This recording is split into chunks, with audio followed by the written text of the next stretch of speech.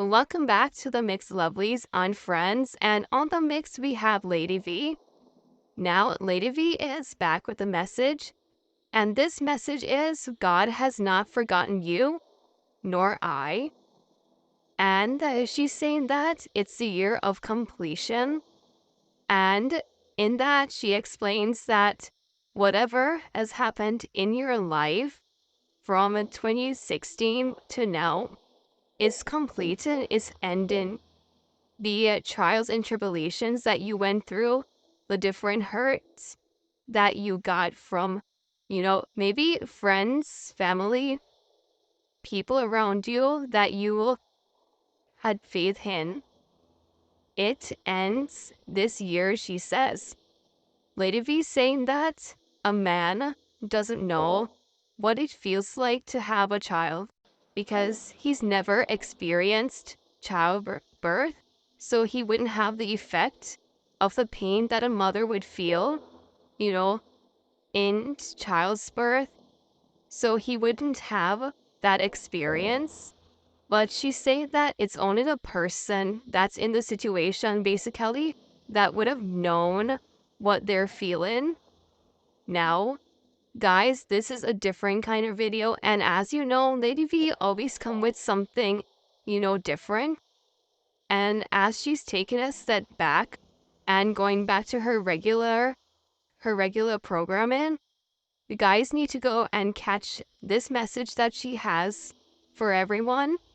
And guys, remember to go and hit that notification bell so that when I post, you know. And persons, if you're just coming across my channel, don't forget to subscribe. We welcome you over here. And for my followers that's here with me a long time ago, you guys, I love you and have yourselves a good day, guys. And remember to like, share, comment, subscribe to the channel, and have yourselves, everyone, a wonderful day. You started business and you were so sure that you'd have the support of your friends and your family and the people who tell you, yeah man, make the good thing when you walk, man, I eat down there every day. And from you walk, they never buy a food, they never buy a water. And it get too much and you had to let go. A lot of you invest in things and persons and lost all your savings. A lot of you hit rock bottom between 2016, I can't speak before, but I can tell you, 2016 to 2024. But this is the year of completion, and a lot of the work has already been started, but you did not understand it. Because it seemed like you were disgraced, you were abandoned, you were rejected, you were isolated, you were all alone, you were forgotten. But God never forget you and I. God never forget you and I. And our test is to give us the testimony. Our trials came to make us strong.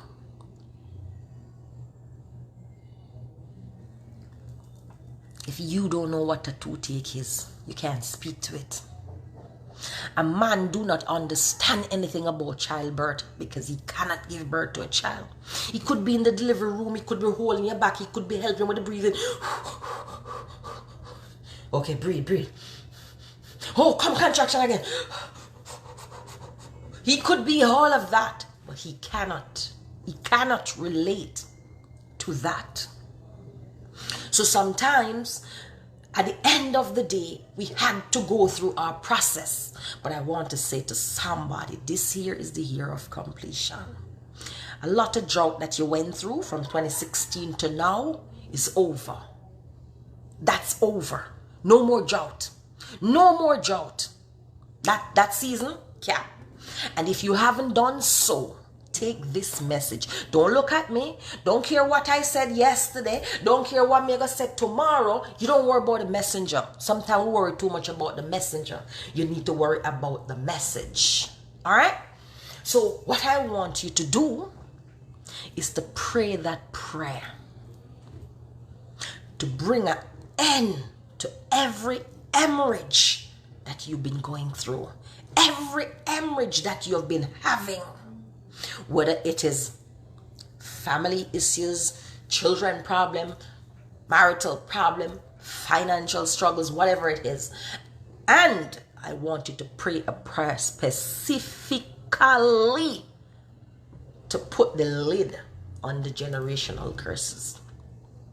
I want you to renounce all generational curses over you and your children and their children today. All right? I'll be praying at 7 this afternoon. It's for no special reason, but I'll be praying at 7. I made a plan that I'm going to be praying at 7 o'clock this afternoon, and I don't pray online. I'm going to be praying, and if you want, you can tune in, because we can tune in from wherever we are. We don't need to be on a phone or anything. But I want you to put a lid on all generational curses, that they will follow you nowhere further as of today. A lot of what we have been going through came down from them. The parents of the sour grape in your children's teeth. I had to go to my mother and ask her, what happened? What the hell is going on? I feel like I was paying for things that I never purchased. I felt like this is not my portion. I shouldn't be handling this. What have I ever done to deserve this level of punishment? I went to my mother. I couldn't understand. I went to my mom. I said, Mom, I need to talk to you. No, granted, my mom is a whole school. So you know when you bring up sensitive topic, then get them back. So I said, Ma, just let me know. If you know, let me know. Just like when I was dealing with menopause. When I started the whole pre-menopause thing. And I went to my mom to say, but the old school and dark age people, Mom, how this menopause thing goes? Me don't know, because I mean, me just not got one man, me no bother. And, because they don't like to talk about personal things. Because remember, that generation is not the affectionate, emotional, open kind of people, right? And I went to her and I asked her. And she said to me, which was a shocker. She said, Valino, why you ask me? Because I go to my mother and I said, Coolie girl. Because some call my mother and a Coolie girl, come here. Yeah. Because growing up, then call her Miss Coolie, but my mother is Susan. So my mother have good name. My mother name Susan. When you don't pass on a place, because my mother have nicer name than me. Susan, my mother name. Yeah? Okay. But me call her Coolie girl. So I go and say, Coolie girl, come and I could sit down and chat. And me and her drop sit down. And I say, Coolie girl, tell me something.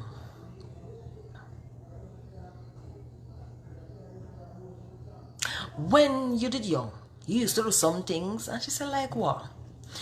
I said, Ma, I don't know much about my dad.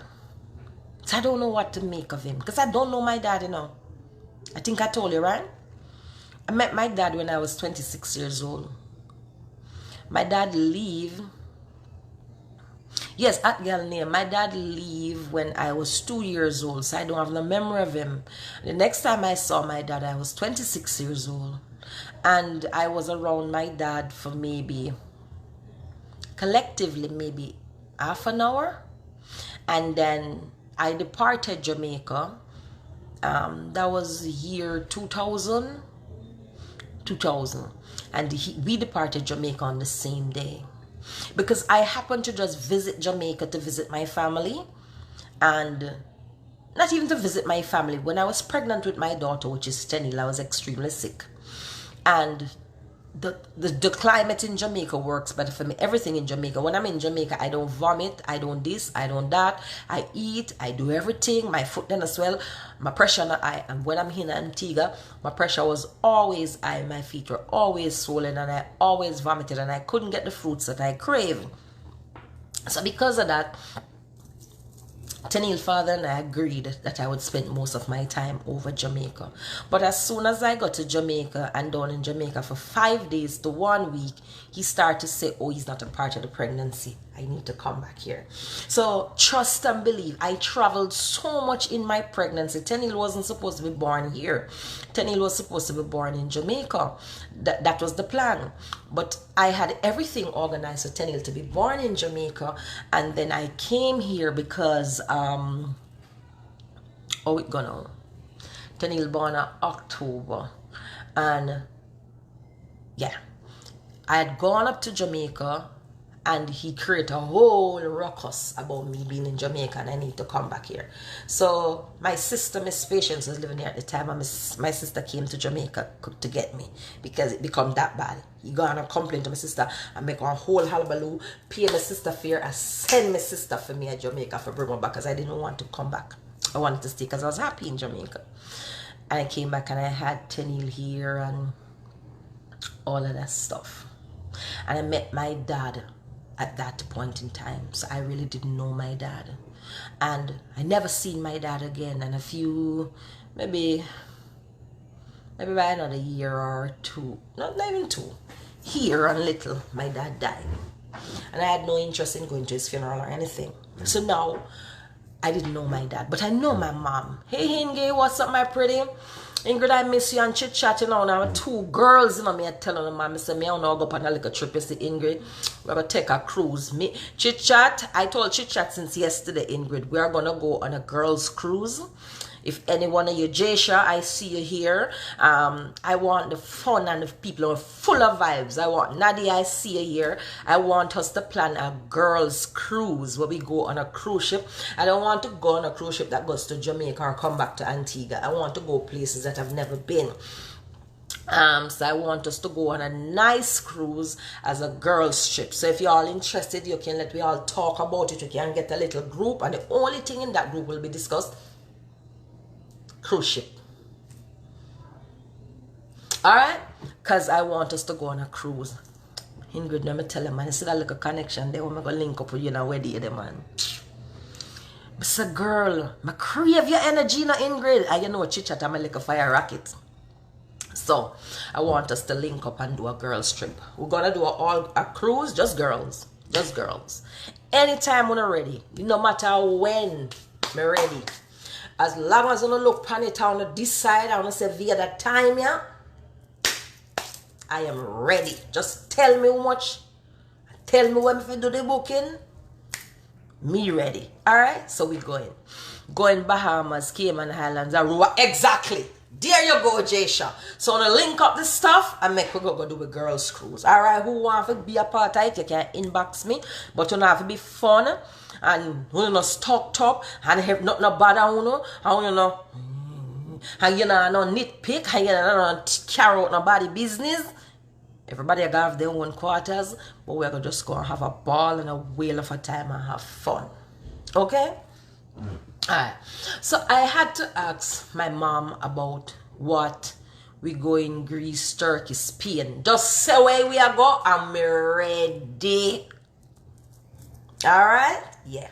So, when I asked my mom was like, what do you mean? And I'm like, well, you know, I don't know my dad, but I know you, and I can't recall you being a part of certain things, you know, because I grew with my mom. And I said, I don't know of you being in certain things, but I'm just asking, did you people believe in witchcraft? And my mom said to me like this, Valine, me never trouble them something, you know. Just so she said, Valine, me never trouble them something, you know. Then something that foolishness. You pray, you put on Bible on your head, and you go to your bed, God will take care of me. I believe in that foolishness with dopey and how be a man and all them foolishness and then take out worm and take out this out your foot out of your hand. Hey, Dan and all, right? I must say, but what about my dad? What about my dad? Mama said, Valine, where y'all going on with this thing? I said, Mama, I think we as a family paying for things that we didn't do. My sisters, I, and our children are paying for a lot of little things that does not belong to us. So I want somebody to explain to me what the hell we are paying for. So my mother was like, oh, me never get involved in them thing there, and me don't know about nothing where you ask me. And I remember speaking to a older sister, because I have 4 sisters and 2 brothers biologically. I have 4 sisters and 2 brothers. I'm the youngest, so y'all know. So you know, so me I like a baby, like a wash belly. So you know, so me I well, people prefer run out for me. Yeah. So and when I asked, I remember one of my older sister was telling me something. We had a conversation, and I said to her, "What did my dad do? What did my dad do?" I remember asking, and she said she don't really know. Because I need to know. How me a prayer point specific if I don't know what's happening here? And, you know, in speaking to my older sister, she was saying, you know, she remember my dad used to talk about certain things when they were young. She remember how he used to be skeptic. She remember how he used to throw stuff on the, like throw some kind of water, wash down the doorway in the morning. We as kids couldn't get up and just run go outside. He wanted to throw some water across the doorway, and if you know, all kind of stuff. And I'm like, the flip is this now? What does this even mean? You know? And we listen, and honestly, I don't believe in nonsense. It's like I have this business here. You never see me come in here and mop this place with anything else but a bottle of Clorox. A bottle of Clorox and a thing we call Fabuloso. That's all. That's it. I don't run certain jokes. So I know there are times that we see what we're dealing with and we don't even know what it is. It is generational curse. It is. Let me see it.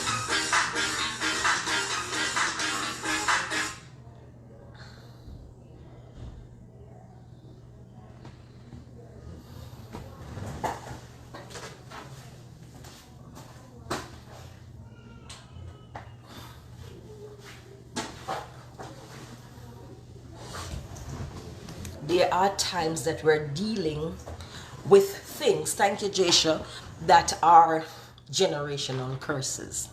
And we don't know how to handle it because we are saying, oh, we kids them a mess up, a bad company them a follow, a peer pressure, a substance abuse, or they not no ambition, or their mother cause it, or their father cause it. None of that. None of that. None of that. Excuse me, none of that. What happened is a case of, hold on.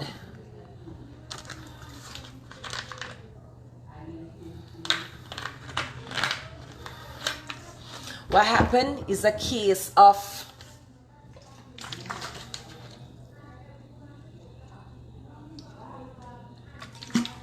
sorry, I had a cup. I work my days water anyways. Right? I have 2 water, you know, look. I have 2 water, right? I have 2 water. Yeah, see, I have the smart water, Jasha, and I have alkaline water. So, I take turn and drink them according to how I feel. But they're almost at the same place. Look. 2 see? 2 water. Yeah.